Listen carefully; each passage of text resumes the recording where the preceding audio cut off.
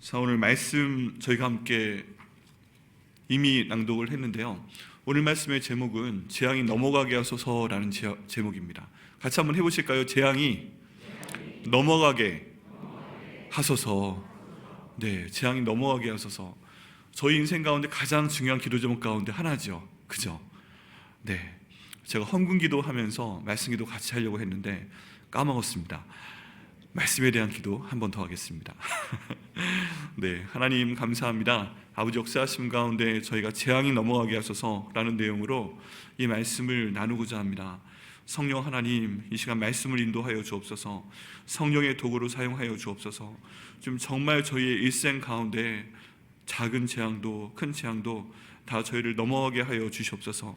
아버지, 어떻게 하면 그렇게 될 수 있을까요? 오늘 본문의 말씀을 통해서 저희가 나누고자 합니다. 주님, 성령 하나님께서 역사해 주셔서 부족한 종을 성령 하나님의 말씀의 도구로 사용하여 주시옵소서. 오직 말씀의 능력만이 드러나며 하나님 말씀만이 영광받으며 이 말씀을 저희가 기억하며 순종하며 갈 때 저희가 삶 가운데 모든 재앙은 보지 않도록 인도하시고 하나님의 영광만 볼 수 있도록 아버지 인도하여 주시옵소서. 감사드리고 예수님의 이름으로 기도드립니다. 아멘. 네, 말씀을 전할 때요, 제 마음대로 될까봐 항상 성령의 인도하심을 간구하게 됩니다. 네, 준비를 하고 진행을 해도 성령 하나님께서 역사하시고 이 말씀을 풀어주시는 게 저희 모든 설교 시간에 예배 시간 가운데 가장 중요합니다. 그래서 기도하시면서도요, 말씀을 위해 항상 기도해 주세요. 우리 담임 목사님이 헛소리 하지 않고 딴소리나 썰렁한 소리 하지 않고 하나님 말씀 잘 전할 수 있도록 인도하여 주옵소서. 또 이 말씀 가운데 하나님의 은혜를 주옵소서. 기도해 주셔야 말씀이 제대로 증거가 됩니다. 침례기 역사적으로 정말 유명한 목사님이 계시죠. 스펄전 목사님이라고 합니다. 지금까지도 많은 분들이 그분의 설교를 보고 이렇게 설교를 합니다. 근데 그분은 설교 원고가 없었어요. 설교 원고를 작성하시고 다 암기하시고 올라오셔서 말씀을 전하세요. 근데 하나님께서 특별히 그분의 설교를 사용하신 이유가 중보기도팀에 비밀이 있었습니다. 스펄전 목사님이 항상 본당에서 말씀을 선포하시면 1층에 있는 예배실에서 365명, 몇 명이요?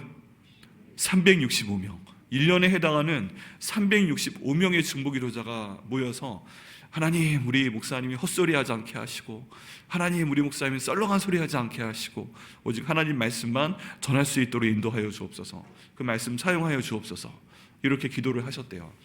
설교하시는 시간 내내. 그랬더니 하나님께서 그 말씀을 사용하신 것입니다. 그래서 말씀을 한 70점짜리 정도 준비를 했는데 그분들의 기도가 없으면은 그나마 70점에서 50점짜리가 되고 70점짜리 말씀을 준비했는데 중보기도팀이 기도를 해주면 그게 99점, 100점짜리 설교가 되고 그렇게 하셨다는 겁니다. 그래서 지금까지 내려오는 스펄전 목사님의 설교집을 보면 그분이 원고를 쓴 게 내려오는 게 아니에요. 이 가운데 어떤 분이 그 당시에 속기사라고 있었잖아요. 글을 빨리 쓰시는 분. 목사님이 설교하실 때 속기를 빨리 쓴 다음에 그냥 그분들만이 볼 수 있는 암호인데 이걸 보고 나서 이제 그걸 통해서 다시 문어체로, 말하는 구어체로 내용들을 정리해서 나온 게 그분의 설교집들입니다. 위대한 설교가 되었고요. 지금 벌써 몇백 년이 지났어도 저희 가운데 계속 배우는 그런 설교가 됩니다. 하나님께서 우리 모두에게 하나님 말씀을 주셔야 되는데 그러기 위해서는 여러분 기도가 필요합니다. 항상 기도해 주세요. 제가 이뻐서 기도하시는 게 아니라 하나님, 저 통통한 도구 통해서 말씀이 잘 드러날 수 있도록 주님 역사하여 주옵소서. 이렇게 기도를 부탁을 드립니다. 오늘 저희 구정 첫날인데요. 오늘 구정 첫날 이 말씀을 전하는 것이 굉장히 의미가 있는 것 같아요. 저희가 올해 저희 가운데 좋은 일만 있으면 좋겠죠. 좋은 일만 있으면 좋겠습니다. 옆에 분들 보시면서요, 한번 이렇게 덕담하시겠어요? 올해 하나님께서 좋은 일만 주시기를 바랍니다. 올해 하나님께서 좋은 일만 주시기를 바랍니다. 우리가 신정 때는 하나님께서 새해 복 많이 주시기를 바랍니다 그랬기 때문에 조금 바꿨어요. 좋은 일만 주시려면요, 그건 다른 말로 하면 우리한테 나쁜 일이 없도록 하자는 것이죠. 올해 나한테 나쁜 일이 하나도 없으면 좋겠어요. 그죠? 올해 우리 가정 가운데 좋은 일만 생기고 나쁜 일이 하나도 없으면 좋겠습니다. 다 그런 소원 갖고 계시죠? 네. 우리가 올해 한 해 동안 우리의 마음도 나쁜 일이 없어야 되겠고요. 우리의 모든 건강도 나쁜 일이 없어야 되겠습니다. 다 건강하셔야 되고요. 그리고 다 하나님께서 병원 갈 일 없도록 해주셔야 됩니다. 그리고 올해 여러 가지 불안합니다. 전 세계의 경제가 어떻고 우크라이나 전쟁이 어떻고 그런 상황 가운데 있는데 하나님 우리한테 물질에 대한 어려움도 없도록 재앙도 넘어갈 수 있도록 인도하여 주옵소서. 저희 그것도 바라고 있죠. 또 모든 일이 인사라고요. 정말 사람을 괴롭게 하는 거는요, 결국 사람 아닙니까? 그죠? 사람이죠. 내가 나 자신을 괴롭히는 경우도 있고 내 옆에 있는 사람이 나를 힘들게 하는 경우도 있고 때로는 아이들이. 성경에 제가 찾아봤어요. 사춘기라는 단어가 있는가, 중2병이라는 단어가 있는가. 없더라고요, 세상에. 구약시대하고 신약시대에는 중2병이란 중학교 2학년생이 없었구나. 그래서 중2병이라는 게 없나? 그때는 사춘기라는 게 없나? 그래서 이제 성경에 사춘기가 없다 이렇게 정의하고 선포하며 나가려고 하는데 다 경험을 하죠. 네. 제가 또 찾아봤습니다. 성경에는 갱년기라는 단어가 있는가? 네. 여기에 대해서 길게 말씀드리면 저도 위태하기 때문에 어쨌든 없습니다. 네. 이런 모든 어려움들이 저희로부터 다 지나가도록 하여 주옵소서 하는 게 저희가 기도하는 중요한 내용입니다. 근데 오늘 본문 내용 가운데 보면 재앙이 넘어가게 하여 주옵소서, 재앙이 넘어가게 하여 주옵소서. 근데 전부 비슷한 맥락이에요. 우리 가운데 어떤 안 좋은 일이 넘어가게 하여 주옵소서. 네. 지금 나한테 어떤 재앙이 닥쳐올까? 올해 예상하고 계시는 게 있죠. 이런 시험도 봐야 되고 또 계약을 하게 되면 힘들게 되고 많은 것들이 있습니다. 근데 이 모든 것들을 바라보는 그 원리는 똑같아요. 재앙이 넘어가게 하여 주옵소서. 그럼 저희가 답도 한번 생각을 해봐야 됩니다. 재앙은 어떻게 하면 넘어갈 수 있을까요? 우리 가운데 어려운 일들이 생길 텐데 이런 재앙들, 어려움들, 시험들 이런 것들은 어떻게 하면 넘어갈 수 있을까요? 이 질문을 저희가 던지고요, 본문의 말씀에 따라서 한번 그 답을 찾아보고자 합니다. 재앙이 어떻게 하면 넘어갈 수 있을까요? 저희가 지금 계속 성경 통독을 하고 있습니다. 성경 통독하고 계시죠? 네, 하루에 2장, 3장씩 하고 계시죠? 네, 너무너무 감사합니다. 매일매일 하나님 말씀 한번 읽어보시니까 어떠세요? 좀 뭔가 달라졌다, 새로운 게 느껴지세요?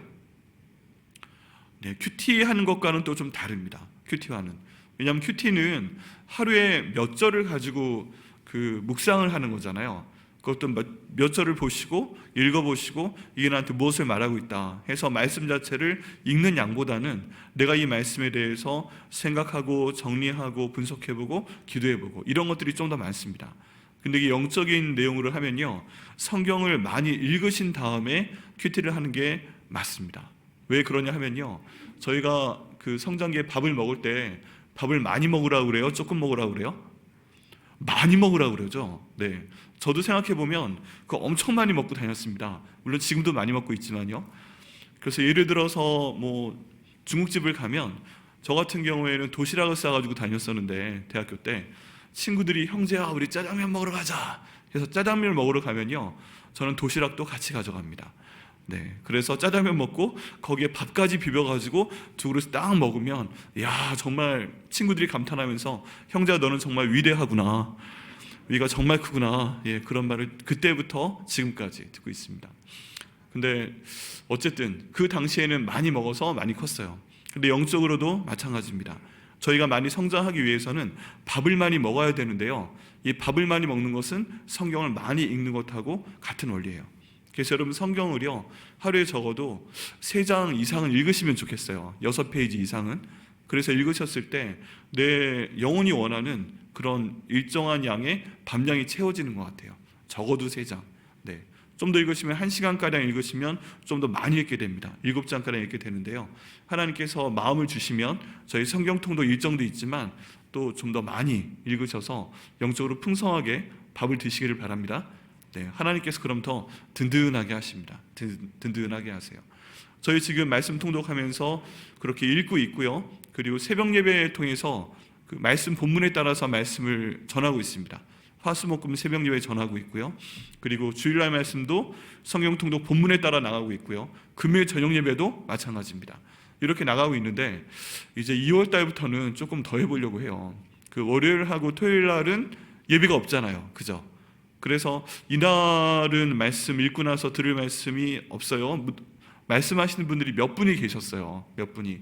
근데 저희 지금 한 100여 분 앉아 계시다고 하면 그중에 한 서너 분 정도가 말씀하신 것 같고, 나머지 한 96분 이 정도 분들은 말씀을 안 하셨는데, 그래도 다른 것도 아니고 그 담임 목사가 돼가지고 말씀에 대한 열망을 지나치면 안 되겠다. 그렇게 해서 이제 2월 달이 되면요, 월요일하고 토요일에 해당하는 말씀은 저희 교회에 정말 좋은 그 녹음실이 있습니다. 스튜디오. 몇 분이 헌신해 주셔서 정말 좋은 스튜디오가 생겨 있는데 거기서 녹화를 하려고 그래요. 때론 그 안에서 녹화하고, 때론 교회 잘 안 가 보시는 곳들, 뭐 사무실이라든지 학생부실이라든지 이런 데서 녹화를 해서 월요일하고 토요일에 해당하는 그 성경 통독 본문이라는 말씀을 올리려고 합니다. 그러면 앞으로 아마 끝날 때까지 월화수목 금토 주일 해가지고 그 본문에 대한 말씀을 들으실 수 있어요. 이렇게까지 하는 이유가 뭘까요? 이렇게까지 하는 이유는 올해 매일 말씀을 읽으시길 바라기 때문에 그렇습니다. 여러분, 저희 모든 백향목교회 성도분들은요, 올해 계속 말씀을 읽으셔서 올해 365일 동안 계속 말씀을 읽으시고 하나님 말씀 가운데 있는 풍성한 양식을 드시기를 예수님의 이름으로 축원합니다. 네, 그래서 유튜브 채널 한번 보세요. 네, 보시고 어떤 분들이 제 얼굴이 너무 통통하다고 그러시더라고요. 아까 여기 정말 어색했어요. 저 여기 이만큼 떠 있고 파란색 배경으로 되어 있는데 보니까 아무리 카메라가 좋아도 이게 그 모델이 너무 통통하면 얇게 만들 수 없구나. 네, 그래서 2월 달부터 다이어트로 시작을 하려고 합니다. 네, 얼굴 사이즈를 줄이고 말씀은 풍성하게, 네, 설교자는 날씬하게, 네, 그렇게 진행 한번 해보겠습니다. 2월 달에 얼마나 빠지나 한번 봐주세요. 그래서 어제 아내하고 가족하고 딸하고 저기 잠깐 장 보러 나갔다가 체중계도 사가지고 왔어요. 네, 체중계도 사가지고 왔습니다. 그리고 가끔은 그 배터리가 닳으면 배터리가 없네? 하고서 넘어갔던 적이 있는데 어제 산 건 배터리가 없어도 되는 체중계가 있더라고요. 그래서 그걸 사와서 저도 365일 표를 작성해서 성경 통독하고 성경 풍성해지고 몸무게는 0.5kg 빠지고 뭐 이런 식으로 체크하도록 하겠습니다. 그만큼 올해 저희가 말씀의 표, 하나님 말씀을 지켜 온전케 되는 교회, 그리고 말씀으로 기도하는 교회, 이걸 한번 이루어 나가 보고자 합니다. 함께 마음을 모아주시고요, 같이 나가시면 좋겠습니다. 오늘 말씀이 너무 중요한 이유는 재앙이 넘어가게 하는 방법을 말씀드리기 때문입니다. 이 내용 이전 가운데 보면 저희가 쭉 말씀 읽어오신 분들은 기억하실 겁니다. 하나님께서 이스라엘 백성들에게 그 약속을 지키시려고 그래요. 우리 하나님은 너무 좋은 분이신 게 뭐냐면 한번 말씀하시면 지키세요. 약속하시면 지키시는 분이 하나님 아버지세요. 근데 거기에 가끔 조건이 있어요. 네가 이거 하면 내가 이 약속을 지키겠다 하는 그런 것도 있어요. 성경에 그런 내용 많이 있습니다. 근데 지금 여기 있는 이스라엘 백성들은요, 하나님께서 아브라함과 이삭과 야곱에게 주신 그 복을 받기 위해서 있는 거예요. 하나님께서 아브라함과 이삭과 야곱에게 주신 복이 뭐예요? 내가 정말 나를 믿는구나, 내가 정말 내게 순종하는구나. 심지어 아브라함에게 명령하셨잖아요. 내 하나밖에 없는 아들, 100세에 난 아들 이삭을 나에게 번제로 바쳐라 드렸는데 아브라함이 엄청난 믿음을 가지고 그 말씀에 순종했다고 말씀을 드렸습니다. 어떻게 순종을 했어요? 정말 아브라함이 이삭을 번제로 하나님께 잡아서 드리려고 했어요. 그런데 히브리서 말씀에 보면 이때 아브라함이 어떤 믿음을 갖고 있었는지 잘 나와 있습니다. 지금 여기 있는 아들 이삭은 하나님이 나한테 약속을 통해서 주신 그런 아들입니다. 그러니까 설령 내가 정말 하나님 말씀에 순종을 해서 이 아이를 번제로 잡아 하나님께 제사를 드려도, 번제는 뭐예요? 애를 눕혀놓고 칼로 배를 가르고 내장을 꺼내서 불로 태워서 하나님께 드리는 겁니다. 뭐 그렇게 잔인할 수가 없어요. 근데 이렇게 해서 이삭을 하나님께 드려도 나는 하나님을 더 믿는다. 어떻게 믿는가? 하나님께서 내게 약속하셨다. 내 종 엘리멜렉도 아니고 저기 있는 이스마엘도 아니고 여기 있는 이삭을 통해서 내 자손을 저 하늘의 별처럼 저 땅에 있는 티끌처럼 많게 하실 것이다. 그럼 하나님은 그 약속을 지키시는 분이다. 내가 그걸 믿는다. 이걸 지금 믿었기 때문에 하나님께서 아브라함을 너무너무 사랑하신 거잖아요. 그렇기 때문에 아브라함의 믿음은 뭐였냐면 내가 설령 그렇게 죽여도, 내 아들을 태워도, 내 아들을 그렇게 하나님께 드려도 하나님이 살려내실 거다. 아브라함 믿음의 결론 그거였어요. 그렇게 죽여도 하나님은 살려내실 거다. 그래서 나는 지금 내 아들과 여기 같이 왔지만 내가 하나님께 제사 드리고 나서 살려내면 그 아들 이삭의 손을 붙잡고 다시 집으로 돌아올 거다. 내 아내 사라한테 우리 잠깐 등산 다녀왔어. 모리아산에. 아빠하고 아들하고 보이스데이 가졌어. 뭐 이렇게 하면서 다녀오려고 한다. 이게 아브라함의 믿음이었던 거예요. 처음부터 그런 믿음을 갖고 있었기 때문에 지금 이삭을 데리고 이 아이를 번제로 드리기 위해서 모리아산으로 사흘길을 갈 때도 아내 사라한테 얘기를 하지 않고 그냥 떠났다. 그렇게 말씀드렸습니다. 같이 돌아올 거니까요. 이 약속을 하나님께서 지키시려고 하는 거예요. 아브라함의 그 엄청난 믿음, 내가 그 믿음에 복을 주겠다. 네 자손을 저 하늘의 별처럼 많게, 이 땅의 티끌처럼 많게.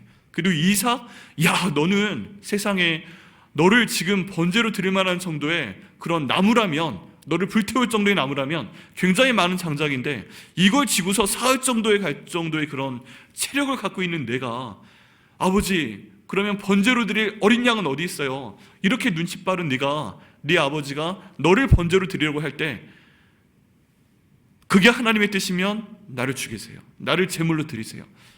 이렇게 너도 아버지를 믿고 네 아버지가 믿는 나를 믿었단 말이냐? 그러면 네 믿음도 내가 인정한다? 그렇기 때문에 너에게도 복을 주겠다. 그래서 그 이후에 이삭의 삶 가운데 어려움이 없습니다.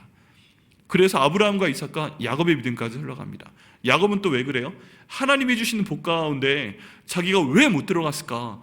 나는 괜히 둘째로 나와서 장자의 복을 못 받는다. 하나님 이건 이럴 수가 없습니다. 내가 하나님의 복을 얼마나 사모하는데 우리 형 에서는 하나님 복하고 상관없거든요.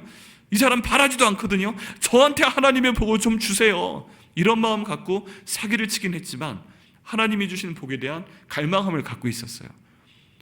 그렇기 때문에 저게 내 복을 그렇게 많이 갈망하는구나. 근데 에서 너는 그냥 팥죽 한 그릇에 팔아버렸어. 오케이 이쪽으로 가 해서 장자권을 그쪽으로 넘겨주는 걸 볼 수가 있습니다. 여러분 이렇게 아브라함과 이삭과 야곱이 갖고 있었던 믿음에 대해서 하나님께서 쫙 하고 그 박수를 쳐주시는 거예요. 박수를 쳐주시는 겁니다. 지금 그 복을 여기 있는 이스라엘 백성들이 받고 있는 거예요. 그래서 어떻게 하면 이 백성을 많은 수로 늘릴까? 애굽으로 보내자. 이 땅 가운데서, 그 시대 가운데서 가장 안전한 땅으로 보내자. 그리고 애굽 모든 지역 가운데 가장 비옥하고 농사 지으면 잘 되고 풀도 많이 나는 고센 땅으로 보내자. 여기에서 400년만 기르면 와 얘들은 엄청난 수가 될 거야. 그리고 보내시는 겁니다. 그리고 이제 데리고 나오셔야 되는 거예요. 언제까지 거기 있을 거야? 거기는 너희 잠깐 머무르라고 준 데지 계속 살라고 준 데가 아니야. 이게 지금 400년 정도 놔뒀더니 이게 이스라엘 사람인지 애굽 사람인지 뭐 머리 양식도 다 따라하고 있고 말도 히브리어 잊어버리고 계속 저기 애굽 말만 하려고 그러고 애굽 춤 따라하고 애굽 사람 먹는 것처럼 먹고 있고 애굽 신이 지신인 줄 알고 있고 막 이렇게 가니까 더두면 안 되겠다 해가지고 데리고 나오시려고 작정을 한 겁니다. 고통스러워도 이제 막 저기 애굽 문화 가운데 있고 사람들이 한 80년 정도 이제 고생을 하다 보니까 하나님을 바라고 기도하고 막 그래가지고 이제 하나님께서 그들에게 기도까지 시키시고 때가 되어서 탈출시키려고 하시는 거예요. 그때 하나님께서 애굽 왕에게 처음에 점잖게 모세를 통해 말씀하십니다. 존말할 때 내 백성들 보내라. 처음에 간단하게 말씀하세요. 사흘 정도 광야로 가게 해서 원래 이 민족의 하나님인 나한테 예배하게 해라. 그랬더니 애굽 왕 바로가 단칼에 거절해버리죠. 그런데 본문에 보면 하나님께서 일부러 그렇게 하셨더라라고 되어 있습니다. 일부러 이 바로 왕 마음을 그 돌과 같게 하셨어요. 아무리 뭐 손가락으로 눌러도 안 들어가고요, 창으로 막 팔려고 해도 마음이 안 들어가는 그런 마음 상태로 만드셨다는 겁니다. 그렇게 하고 나서 그래 됐어 하고 하나님께서 준비하신 9가지 재앙을 차례차례 내리십니다. 그게 뭐예요? 처음에는 피, 나일강과 애굽 사람이 사는 모든 집에 있는 물그릇에 있는 물들이 다 피로 변하게 하셨죠. 그래서 이집트가 섬기는 가장 위대한 나일강의 신을 완전히 묵사발로 만들어 버리십니다. 이렇게 해도 바로왕이 순종하지 않아요. 또 하나님이 그렇게 하셨다고 돼 있어요. 그래서 차례차례 9개의 재앙을 쏟아 부으십니다. 처음에 나일강의 물을 피로 바꾸셨고요. 그 다음에 이 나일강에서 개구리가 올라오도록 하셨어요. 왜 그렇게 개구리가 많은지 밥 먹는데 잠자고 있는데 발가락 사이에 뭐가 껴가지고 이게 뭐야 하고 보니까 발가락 사이에 개구리가 딱 껴있고 그 다음에 입에 뭐가 들어오는 것 같아가지고 뭐지 하고 이렇게 빨다 보니까 개구리 머리가 입안에 들어가 있고 이러는 거예요. 온 이집트 사람들이 난리가 납니다. 그 다음 뭐예요? 개구리가 좀 물러가나 싶었더니 그 다음 이를 보내십니다. 여러분 이 경험해 본 적 있으세요? 저희 초등학교 때까지는 있었어요. 저도 있었어요. 그래서 그 할머니가 찬빛 가지고 이렇게 머리 빗어주시면 하얀색 그게 나오잖아요. 그럼 저희는 그 방 안에 시골에 있을 때 화로가 있었기 때문에 이렇게 해서 화로에 탁 던지면 다다다닥 소리 나고, 그거 아세요? 네, 그 경험을 알고 계십니까? 네, 아시는 분도 계실 거예요. 찬빛으로 머리 빗고 하얀색 보이면 탁탁 화로 불을 때면 다다다다다 그 불꽃놀이 하는 거, 이를 통한 불꽃놀이. 네, 추억의 명장면 중에 하나죠. 그 다음에 파리가 나타나는 거예요. 파리가 온 애굽을 덮더니 이 애굽에 파리가 없는 데가 없어요. 콧구멍으로 들어가고 귓구멍으로 들어가고 밥 먹으려고 했더니 같이 따라 들어가고 너무 힘든 거죠. 그 다음 뭐가 있어요? 그 다음 돌림병이 돌기 시작합니다. 사람들한테도 좀 돌았던 것 같고 짐승 가운데 돌림병이 도는데, 이 짐승들이 얼마나 그러니까 냄새가 나고 죽어가는지 막 죽겠어요. 그 다음 짐승들한테만 얘기하고 끝나네 했더니 갑자기 악한 종기가 사람들 몸에 납니다. 여러분 몸에 종기 나신 분들 정말 힘들죠. 빨갛게 올라오면서 거기 막 여러 가지 치료를 하잖아요. 그래도 부어오르니까 굉장히 힘듭니다. 그 다음에 좀 이게 나나 싶었더니 갑자기 하늘이 까매져요. 우박이 막 때리는데 테니스공만한 우박이, 작은 건 골프공 레벨, 좀 큰 건 테니스공 레벨, 이건 한 대 맞으면 머리가 깨지겠어요. 네, 그런 우박이 온 애굽 지역으로 막 쏟아지게 됩니다. 그래서 애굽 지역이 곡창지대이잖아요. 왜 지금 애굽이 그 4대 문명 발원지 중에 하나예요? 나일강이 지나가고 있으니까 이 물을 끌어다가 비옥한 땅이 되고, 가끔 홍수 때문에 범람하게 되고 아주 비옥한 땅이 되고 거기에 곡식을 지으니까 곡창지대가 된 거잖아요. 근데 하늘에서 우박이 내려서 이 곡식을 완전히 아작을 내버립니다. 지금 우리 추수해야 되는데 이 쌀이 다 아작이 나버렸네. 이거 물에 젖어가지고 이거 어떻게 하지? 이런 찰나에 그래도 우리 먹고는 살아야지, 지금 물에 빠지고 우박이 엉망이 됐어도 우리 추수를 좀 해보자. 그래가지고 이걸 거두려고 합니다. 그게 좀 쌓아뒀어요. 그랬더니 그 다음에 뭐가 날라왔어요? 갑자기 저 하늘이 까매지더니 왜 먹구름이 몰려오지? 이야, 기가 막히다. 이런 일이 다 있네. 근데 가만히 보니까 소리가 나요. 푸드드드득. 왜 구름에서 소리가 나지? 자세히 보니까 구름이 아니었던 거예요. 바람이 불어오면서 거기에 메뚜기가 같이 딸려온 거예요. 이 메뚜기가 후두두둑 하고 논밭에 다 떨어지더니 지금 추수해놔서 모아놓은 그 곡식하고 지금 바닥에 널브러져 있는 그 곡식까지 메뚜기가 다 갉아먹어버리는 겁니다. 여러분 한번 유튜브에서요 메뚜기 영상 한번 쳐보세요. 그러면 가끔 미국이나 중국 이런데 메뚜기가 몰려와서 그 마을을 싹 다 먹어치우는 경우가 있거든요. 모든 그 채소는 다 먹어치웁니다. 그런데 그런 일이 벌어져서 안 그래도 우박 때문에 먹을 게 엄청나게 줄었는데 이 사람 먹으려고 지어놓은 이 쌀을, 이 곡식들을 메뚜기가 싹 다 먹어버립니다. 애굽 사람들이 정신이 하나도 없죠. 네. 이렇게까지 가도 지금 바로 왕은 하나님 말씀을 안 들으려고 작정을 합니다. 옆에 있는 사람들은 이제 좀 보내시지요. 사흘만 보내면 되는데 이제 좀 그만하시고 좀 보내주세요. 이 재앙이 우리로부터 지나갈 수 있도록 해주세요. 근데 그래도 꿈쩍도 하지 않습니다. 왕의 자존심이 있는 거죠. 내가 신이야, 난 태양신이야, 이까이 거 가지고 이까이 거 대충 넘어가면 돼, 이렇게 지금 나가고 있는 겁니다. 그런 다음에 이제 태양신이잖아요. 바로의 태양신이니까 하나님께서 경고를 하나 더 보내십니다. 진짜 끝장을 보시기 전에 네가 태양신이야? 네가 태양신 파라오야? 너는 항상 이렇게 미랄 만들어도 번쩍번쩍 태양의 모습처럼 금으로 만들었어? 그래서 선택하신 방법이 뭐예요? 태양신이라고 만드는 그 바로의 상징물, 낮에 뜨는 태양을 흑암으로 덮어버리시죠. 지금 태양이 떠야 우와, 저 태양과 우리 바로 해서 우리의 바로는 태양신이다 이렇게 되고 있는데 지금 흑암을 땅 가운데 주셔서 태양을 완전히 가려버립니다.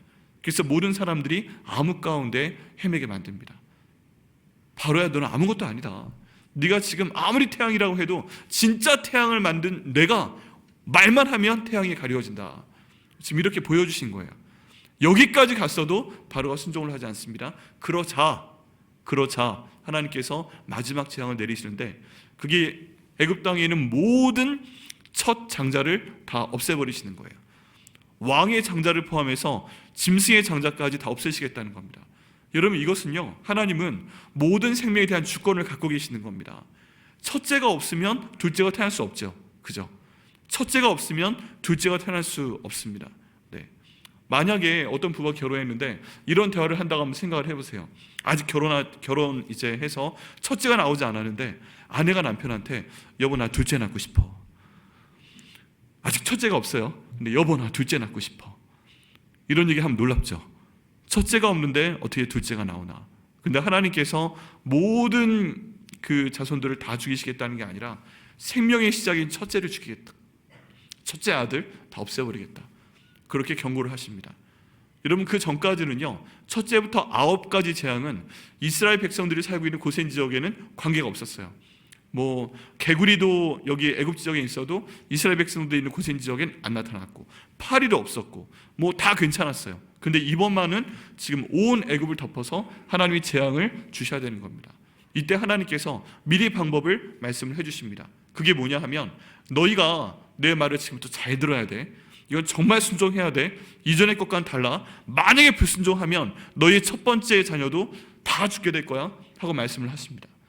그렇게 말씀하신 내용이 뭐냐 하면, 너희는 첫 번째 가족별로 모여라. 여러분, 여기에서요, 하나님께서 중요하게 여기시는 단위를 볼 수 있어요. 너희는 가족끼리 모여라. 가족끼리 모여라. 여기에 나오는 단어는요, 엄청나게 많은 한 가족이 아니에요. 지금 한 아버지 밑에 모이는 뭐 몇 명의 가족, 이런 단위를 말하고 있는 겁니다. 많아야 한 10명에서 20명 정도 사이인 거예요. 이 가족이 함께 모여라. 그리고 너희가 어린 양을 한 마리 가져와라. 그리고 이 어린 양을 너희 손으로 잡아라. 모든 가족이 있는 데서. 그럼 양을 잡으면 몸에서 뭐가 나와요? 피가 나오죠. 그 피를 가지고 우슬초라는 천에 묻혀서 너희 살고 있는 집 문 인방과 좌우설주에 꼼꼼하게 발라라. 문 인방은 뭐냐면요, 저희가 들을 때 문이 있잖아요. 문이 이렇게 있으면은 문 인방은 위에 있는 그 나무 있죠. 이렇게 가로로 지르는 그 나무와 밑에 있는 나무, 이거. 그리고 설주는 뭐냐면 양쪽에 서 있는 기둥을 말하는 것입니다. 이 기둥에 꼼꼼하게 발라라. 여러분, 그 당시에 있는 집들은요, 저희 고고학자들이 예상하기에 특별히 창문이나 그런 게 마땅치 않았어요. 그렇기 때문에 문 인방과 좌우 설주를 통해서 햇빛도 들어오고 사람들도 들어오고 공기도 들어오고 다 하는 그런 구조였습니다. 그런데 이 문 인방과 좌우 설주에 피를 발라라. 여기를 거치지 아니하면 들어올 수 없도록 만들어라. 그리고 나서 너희는 그 피를 바른 그 집 안에 다 들어가 있어라. 그 전장에 보면 어린 양의 고기를 그 안에서 먹어라. 뭐 그런 얘기가 있습니다. 그리고 오늘 밤이 지나가기 전에 이 문 밖으로 절대 나가지 말아라. 만약에 나가게 되면 내가 책임질 수 없다. 피를 바른 그 문 안에 들어와서 반드시 거기 있어야 돼. 그래야 하나님께서 가시다가 이 집에는 이렇게 어린 양의 피가 발라져 있네. 그리고 넘어가. 여긴 넘어가. 알았지? 여기 안에 있는 사람은 절대 건드리지 마. 이 집 안에 있는 장자는 죽이지 마. 그리고 넘어가도록 말씀을 하십니다. 여러분, 6월절의 의미가 뭐냐면요, 저희 한문의 의미로 통하는데 넘어간다는 뜻이에요. 재앙이 넘어간다. 죽음의 사자가 넘어간다. 죽음의 사자를 넘어가게 하신다. 그래서 오늘 읽은 본문의 23절에 보면 여호와께서 그 문을 넘으시고 라는 표현이 있습니다. 우리말 번역이 너무 좋은데요, 여호와께서 그 문을 넘으시고 라고 되어 있고, 27절에 보면 애굽에 있는 이스라엘 자손의 집을 넘으사 우리의 집을 구원하셨다. 넘어가신다는 표현이 있어요. 그래서 제가 가끔 기도할 때 이 표현 사용하는 거 들으셨죠? 주여 넘어가게 하여 주옵소서. 패스오버를 넘어가게 하여 주옵소서. 이렇게 기도를 합니다. 이 넘어갈 수밖에 없는 이유가 뭐냐 하면 어린 양의 피 때문에 그런 거예요. 어린 양의 피. 지금부터 잘 들으셔야 됩니다. 지금 이스라엘 백성들과 애굽 사람들 사이에 차이가 뭐가 있을까요? 차이는요, 별로 없어요. 사실 눈으로 보이는 차이는 별로 없어요. 애굽 땅 가운데서 430년 동안 살았기 때문에 문화적으로 많이 비슷해졌어요. 그죠?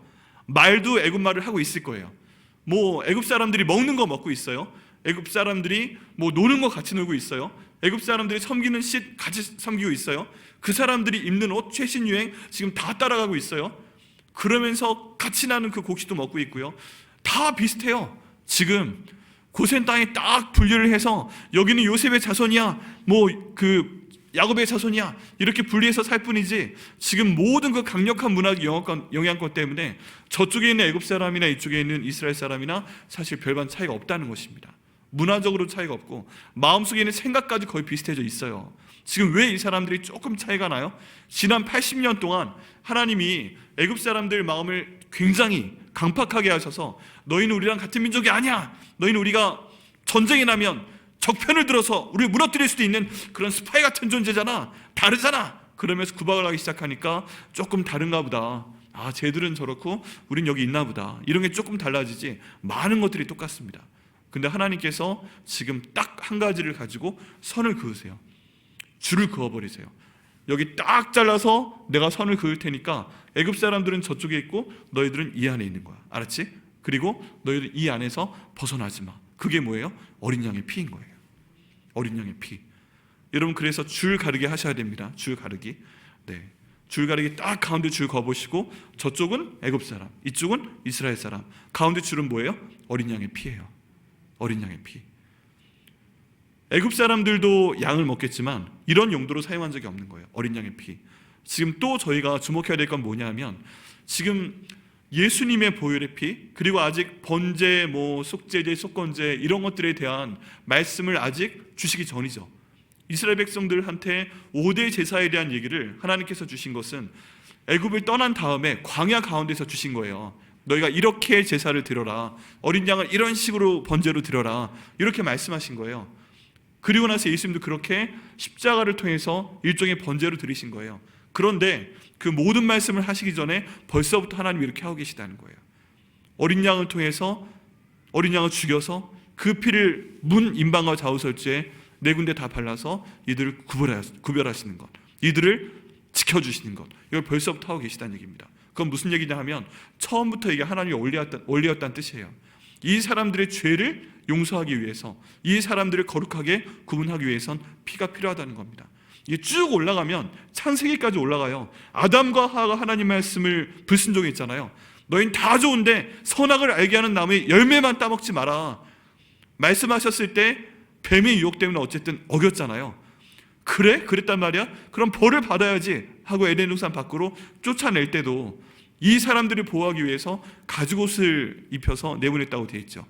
그런데 짐승의 가죽옷은 그냥 나오는 건가요? 여기 저기 소 한 마리가 있는데, 에이 소 가죽 좀 벗어봐, 그럼 네 하고 이렇게 가죽을 벗어가지고 입혀주고 막 그래요? 아니죠. 그 소는 죽어야 되는 겁니다. 그 양은 죽어야 되는 겁니다. 아마 양털이었을 걸로 생각이 돼요. 그 양은요, 에이 양, 네 저기 가죽옷 좀 아담 하와한테 좀 줘. 그럼 네, 그리고 쫙 짚어 내려가지고 벗어주고 자기는 벌거벗고 다니고, 이런 거 아니잖아요. 가죽을 벗겨내기 위해서는 죽였어야 돼요. 거기선 피가 났어야 돼요. 창세기부터 아담과 하와의 죄 때문에 어떤 짐승이 피를 흘린 것입니다. 여기에서도 애굽의 모든 내린 재앙 가운데서 이 사람들을 보호하기 위해서 피를 흘린 거예요. 그것도 한 가족당 한 마리씩 피가 흘렀던 것입니다. 그리고 모든 가족들은 모여서 그 양이 죽는 것을 바라볼 수밖에 없었고, 그 아버지는, 또 가족 중에 몇 명은 우슬초에다 찍어서 문 임방과 좌우설주에 피를 바르고 있는 거예요. 아들 빨리빨리 좀 해, 동작이 늦다. 딸 거기 넌 바닥이라도 좀 발라. 다 달려들어, 나 혼자 해야 되겠어? 그래서 아마도 양의 피를 받아서 모든 문에 바르는데 모든 가족이 함께 그 손에 피를 묻혔을 가능성도 있어요. 이게 무엇인가? 이게 모든 죄를 사해주는 것입니다. 여기에 대한 내용이 뒤에 레위기 17장 11절 말씀 가운데 나옵니다. 우리 한번 질문을 던져봅니다. 우리 오늘 연합예배 드려서 우리 아동부 학생들도 있고 우리 학생부 학생들도 있고요, 청년들도 있는데 한번 물어볼게요. 네, 청년들도 대답해도 좋아요. 네, 사람한테 생명이 있잖아요. 생명, 그죠? 그럼 우리 머리끝부터 발끝까지 있는데 이 사람의 생명이 어디에 있을까요? 머리에 있을까요? 심장에 있을까요? 아니면 팔에 있을까요? 네, 우리 생명의 비밀, 생명의 근원이 어디 있을까요?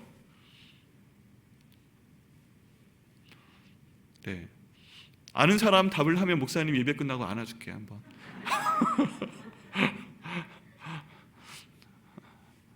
없어요? 혹시? 생명이 어디에 있을까? 심장 쿵쿵쿵 뛰는 심장에 있다. 위대해야 되니까, 많이 먹어야 되니까 위에 있다. 네. 사람의 생명이 어디 있을까요? 네. 거기에 대한 답은요, 레위기 17장 11절에 나와 있습니다. 제가 읽어드리겠습니다. 육체의 생명은 피에 있습니다. 육체의 생명은 피에 있습니다. 내가 이 피를 너희에게 주어 제단에 뿌려 너희의 생명을 위하여 속죄하게 하였나니 생명이 피에 있으므로 피가 죄를 속하느니라. 여기 보면 생명의 두 가지 역할이 있죠. 첫 번째가 뭐예요? 피에 생명이 있다. 그래서 피가 빠져나가면 사람이 생명이 위태로워지죠. 또 두 번째 영적인 원리는 뭐냐면 이 피에 생명이 있기 때문에 죄를 속하기 위해서는 이 피로 씻어야 된다는 거예요. 이 피로. 그래서 꼭 어떤 잘못이 성경 가운데 나타났을 때 하나님께서 어린 양을 희생시키거나 염소를 희생시키거나 소를 희생시키거나 비둘기를 희생시키거나 이런 일들이 있습니다. 그런데 이 모든 것들을 한 번에 끝내시기 위해서 모든 죄를 완전히 대속할 수 있는 피로 사용하신 그 피가 누구의 피예요? 예수님의 피인 거예요. 아무리 양을 잡아도, 아무리 소를 잡아도, 아무리 염소를 잡아도 사람들이 계속 범죄하니까 오직 한 분 예수님의 피를 그 가운데 흘리도록 하셔서 십자가의 상에서 저희 모든 사람들의 죄를 다 용서하신 것입니다. 이게 하나님의 원리예요. 레위기 17장 11절 너무 중요합니다. 모든 생명은 피에 있고 그 피 가운데 죄가 있다면 또 다른 피로 용서를 해야 된다. 그게 바로 예수님의 피라는 것입니다. 그래서 성경 가운데 보면 이 피에 대한 얘기가 군데 중요한 곳에 있습니다. 교회를 어떻게 정의하는지 아세요? 사도 바울을 통해서 교회를 정의할 때 어떻게 정의하냐면 우리 백향목교회는 하나님이 피값으로 사신 교회다. 교회가 단순한 그런 모임이 아닙니다. 교회는 하나님이 피값으로 사신 교회다. 그래서 헌신하시는 분께 그런 요청을 드리죠. 헌신 예배 드릴 때 하나님이 피값으로 사신 교회입니다. 하나님의 피값으로 사신 사람들이 이 교회 안에 들어와 있습니다. 하나님의 피값으로 사신 그 사람들이 아직 교회 밖에 있습니다. 그들을 위해 뭘 하시겠습니까? 직분자는, 장로님은, 권사님은, 운영위원은, 위원장은, 목자는, 집사는 어떤 분이세요? 하나님이 피값으로 사신 그 교회와 생명들을 책임지고 섬기는 분들입니다. 그래서 이거는 명예가 아니고요, 멍해입니다. 피값에 대한 책임을 내가 지금 지며 봉사를 하는 겁니다. 그래서 명예라고 생각하시면 안 돼요. 멍해예요, 멍해. 목사인 저도 멍해예요. 그것 때문에 잠 못 자고 말씀 준비하고 전하고 있는 것입니다. 이만큼 피가 중요한 거예요. 하나님 피값으로 사신 교회. 그리고 요한계시록에 예수님을 상징하는 어린 양의 모습이 나와 있는데 그 어린 양의 모습도 아름다운 모습이 아니라 피가 묻어있는 어린 양의 모습이에요. 그만큼 생명을 속전하는 이 피가 중요하고 죄를 용서하는 피가 중요하다는 것입니다. 오늘 본문에요 보면 재앙을 피하는 방법이 뭐예요? 이런 의미를 가진 어린 양의 피가 발라져 있는 집 안에 들어와서 재앙 있을 때 나가지 마라, 움직이지 마라, 그 안에만 있어라. 괜히 밖에 나갔다가 어려움 당하지 말고 그 집 안에 있어라 하는 겁니다. 이 집 안에 갇혀있는 공간 같지만 결코 그게 아니에요. 그 안에 있어야만 됩니다. 여러분, 재앙의 순간에, 재앙의 어려움이 닥쳐오고 있을 때 그 예수님의 보혈의 피가 발라져 있는 그 장소에 들어가셔서 그 재앙이 넘어가는 역사를 체험하시기를 예수님의 이름으로 축원합니다. 여러분, 지금 이렇게 어려움이 닥쳐오네, 내가 지금 아프네, 내가 지금 재정적으로 힘들어지네. 그때 어디로 들어오시라고요? 예수님의 보혈 안으로 들어오셔야 돼요. 이게 나와 관계없는 피가 아니라 나를 위해 죽으신 그 예수님의 보혈 안으로 주님 제가 들어가게 해주세요. 제가 만약에 안 되면 다른 사람이 끌고 가게 해주세요. 그 끌고 가는 사람은 누구예요? 가족이에요. 우리 애가 철이 없어서 답답해, 밖에 나가 놀고 싶어, 나는 밤에 나가서 별을 보는 게 너무 좋아, 달을 보는 게 너무 좋아, 밖에 나가 숨바꼭질을 할 거야. 안 돼, 오늘 밤에 나가지 말라고 그랬잖아, 여기 그래서 피 발라놨잖아, 나가면 안 돼. 그래도 나가고 싶어. 그럴 때 그 목덜미를 딱 잡아가지고 안 돼 하고 그 피 안에 머물게 하는 누가 있어야 돼요? 가족이 있어야 돼요. 그게 우리 실제적인 가족도 돼요. 근데 교회 공동체에서 뭐여야 돼요? 목장이 돼야 되는 거예요. 우리 가운데 이런 어려움이 있을 때 나 정말 힘든데 신앙생활 진짜 들어서 못 해먹겠어, 내가 손해보는 게 너무 많아, 아니 예수 믿으면 복을 받아야지, 정직하게 하다 보니까 맨날 손해보고 있잖아, 다른 사람들은 내가 바본 줄 알아, 이러고 있을 때 됐어, 그만 됐고 예수님의 표 안에 머물러 있어야 돼. 이 사람아, 같이 기도하자고. 좀만 버텨. 어린 땅의 보혈 가운데 있어야 된다니까. 우리 한 주에 한 번 모여서, 두 주에 한 번 모여서 같이 말씀 읽고, 이거 어떻게 순종할지 찾아보고, 이거 통해서 내 삶이 전도가 되도록 하고, 이거 통해서 거룩한 습관이 내 가운데 한번 이루어지고, 백향목교에서 하고 있잖아, 클로저라고. 한번 소통해보고 말씀 읽고 순종하고 복음 전하고 한번 삶을 거룩한 삶 가운데 바꿔보고 한번 해보자고. 복 주실 거라니까. 여러분, 저희가 재앙이 지나갔다고 생각하지 못하는 이유 중에 하나가 뭐냐 하면요, 그 재앙을 경험하지 않았기 때문에 그래요. 많은 분들이 재앙을 경험하고 있는데 우리한테 재앙이 언제 온 적이 있어? 그런 거 없었어. 그렇게 말하는 이유가 뭐냐 하면 그 재앙을 우리가 알기도 전에 하나님이 지나가게 하셔서 그래요. 이미 넘어가게 하신 거예요. 내가 모를 때. 딴 사람들은 다치고, 딴 사람은 고통당하고, 딴 사람은 어려워하고, 딴 사람은 굉장히 큰 어려움 가운데 있었는데 하나님이 미리 어린 양의 보혈로 발라주시고, 내 아들이니까, 내 딸이니까, 내 사랑하는 가족이니까 여긴 넘어가! 라고 말씀을 하셨기 때문에 넘어간 거예요. 여기 있는 이스라엘 백성들, 그날 밤 모든 애굽의 장자가 죽어서 그거 발견하고 사람들이 통곡하며 막 그렇게 할 때 이 사람들은 재앙을 봤어요? 못 봤어요? 못 봤어요. 나오지 말라고 했잖아요. 창문도 없잖아요. 이렇게 빼꼼히 해가지고 볼 수 있었던 게 아니거든요. 그렇기 때문에 이 사람들은 그 안에 하라는 대로 했어요. 어린 양의 보혈 가운데 있어, 나가지 마. 너희들은 그냥 나갈 준비하고 옷 다 입고 지팡이 들고 그냥 거기 모여 있어. 그랬더니 갑자기 저쪽에서 아이고 하는 소리가 들려오면서 내 아들아, 내 아들아, 막 그 숨 넘어가는 소리가 들리고, 그게 지금 한 집이 아니라 무슨 소리야? 너희 집 아들 죽었어? 우리 집 아들도 그러네, 우리 집 아들도 그러네, 우리 집 아들도 그러네. 온 애굽 사람들이 막 울부짖으니까 그 바위 앞에 있는 고센 땅에 있는 사람들한테까지 소리가 들리고요. 우리 아들 어딨어? 우리 첫째 어딨어? 넌 괜찮냐? 넌 괜찮냐? 이렇게 보고 있는 거예요. 그 사람들이 어떤 재앙 가운데 죽였는지 몰라요. 못 봤어요. 근데 한 가지 확실한 건 뭐예요? 지금 우리 첫째는 안전해. 하나님 감사합니다. 다른 모든 사람들이 이 땅 가운데 있는 모든 흐름 때문에 재정적으로 굉장히 힘들고 완전 파산해버리고 설령 그런다 할지라도 하나님이 지키시기 때문에 넘어가게 하실 줄 믿습니다. 강건케 하실 줄 믿습니다. 그게 지금 우리가 바라고 의지하는 겁니다. 여러분, 재앙을 피하는 방법이 뭐냐고요? 예수님 안에 계시면 됩니다.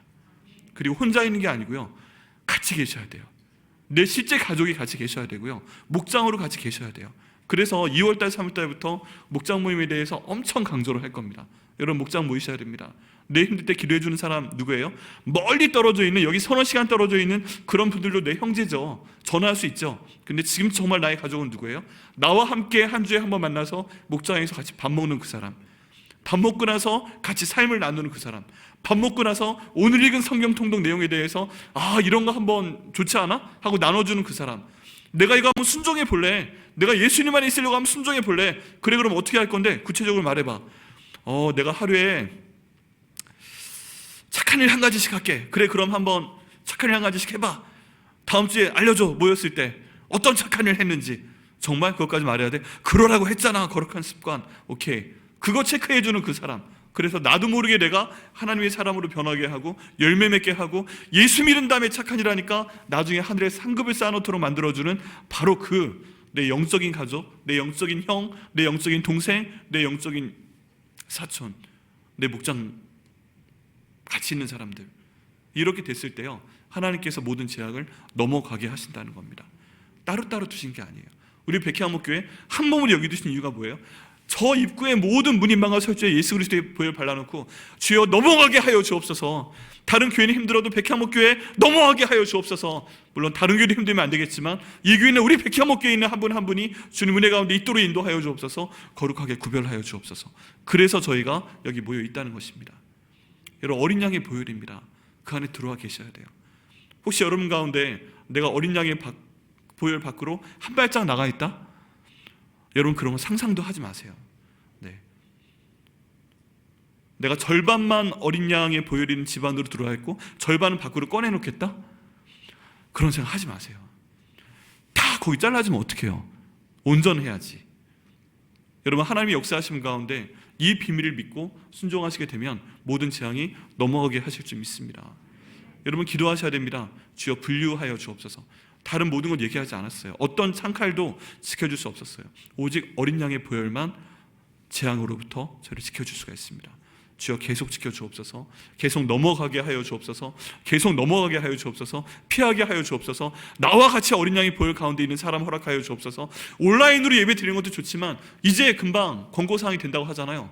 교회로 나오셔야 됩니다. 내 교회는 기도하는 집이다. 함께 나오셔서 옆 사람 보시고 기도하시고, 내가 나갈 때 내 목덜미 딱 잡거나 내 허를 잡고 다시 이쪽으로 들어주는 내 사람들과 눈 맞추시고요, 손잡고 기도하시고요. 이제 그렇게 교제하셔야 됩니다. 그게 주님께서 우리 백향목교회 또 모든 교회에 원하시는 뜻인 줄 믿습니다.